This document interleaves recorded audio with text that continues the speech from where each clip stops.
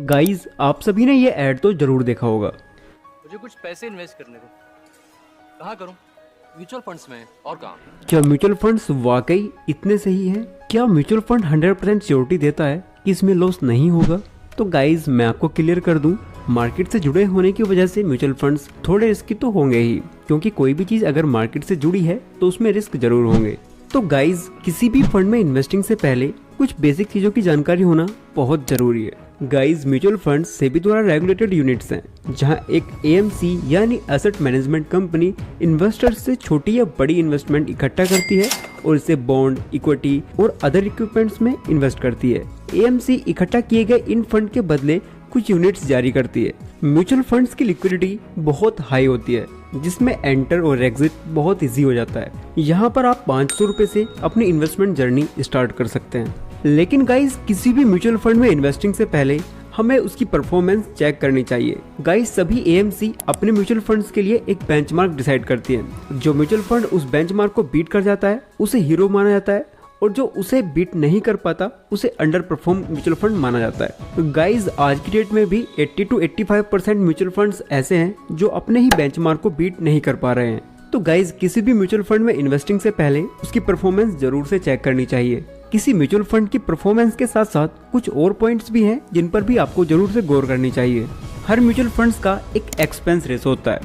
Expense ratio यानी कोई भी मैनेजमेंट कंपनी जो उसे मैनेज करने का चार्ज लेती है उसे ही एक्सपेंस रेशो कहा जाता है। ये जितना कम हो उतना ही अच्छा माना जाता है। गाइज, एक्सपेंस रेशो के अलावा एग्जिट लोड चार्जेस भी होते हैं जो कुछ दिनों से लेकर कुछ सालों तक हो सकते हैं। तो म्यूचुअल फंड में इन्वेस्टिंग से पहले ये जरूर चेक कर लें कि इसका एग्जिट लोड पीरियड क्या है। ये कुछ केस में 15 दिन भी है और कुछ केस में कुछ साल भी हो सकता है। अगर आप इस टाइम से पहले अपने फंड्स को विड्रॉल करते हैं तो आपको ये चार्ज भी देने होंगे। इन चार्जेस के अलावा 0.001% के एसटीटी चार्जेस और 0.005% के स्टैम्प चार्जेस भी लगते हैं। गाइज, इन सभी चार्जेस और इन सभी रिस्क को केवल एक ही चीज कवर कर सकती है, वो है टाइम प्लस गोल। यानी आप कोई गोल बनाकर ही म्यूचुअल फंड्स में इन्वेस्ट करें, जैसे बच्चों की हायर एजुकेशन के लिए, किसी ड्रीम हाउस के लिए या फिर अपने बच्चों की शादी के लिए। लेकिन गाइज, हमें फिर भी इन्वेस्टिंग से पहले म्यूचुअल फंड की परफॉर्मेंस जरूर से चेक करनी चाहिए कि वो अपने बेंचमार्क को बीट कर पा रहा है या नहीं। हम म्यूचुअल फंड्स में इन्वेस्ट करना चाहते हैं, लेकिन हमें नहीं पता किस म्यूचुअल फंड में इन्वेस्ट करना सही है और किस में नहीं। इंडिया में 40+ म्यूचुअल फंड्स कंपनीज हैं जिनके 2000 से भी ज्यादा फंड्स या स्कीम्स हैं। अब इतने ज्यादा म्यूचुअल फंड्स में से मेरे लिए कौन सा फंड सही रहेगा, इसको कैसे पता करें?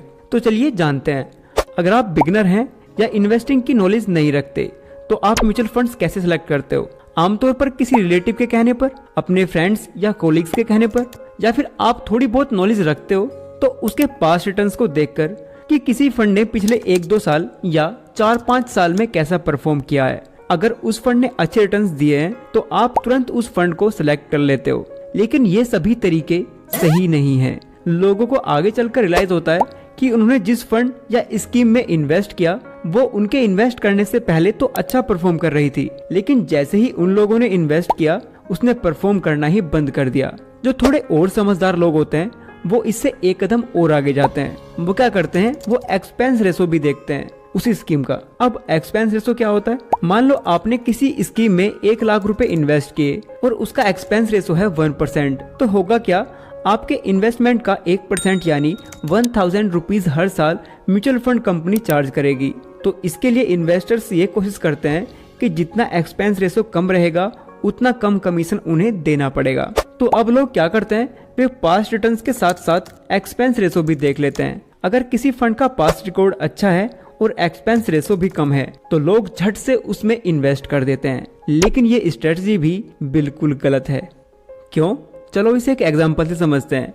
मान लो XYZ म्यूचुअल फंड स्कीम 15% के रिटर्न्स दे रही है और वहीं ABC म्यूचुअल फंड स्कीम 20% के रिटर्न्स दे रही है।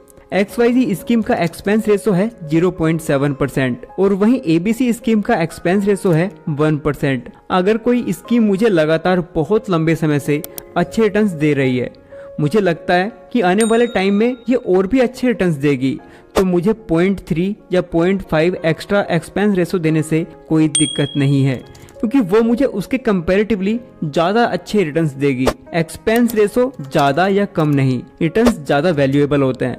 लेकिन इंडेक्स फंड में एक्सपेंस रेशो जरूर मायने रखता है, क्योंकि इंडेक्स फंड में फंड मैनेजर का कोई खास रोल नहीं होता। लगभग सभी स्कीम 12% के रिटर्न्स देती हैं। किसी का एक्सपेंस रेशो ज्यादा है, किसी का कम है, तो ऐसे में हमें कम एक्सपेंस रेशो वाले फंड्स को सिलेक्ट करना चाहिए। लेकिन साथ साथ फंड के ट्रैकिंग एरर्स को भी चेक करें।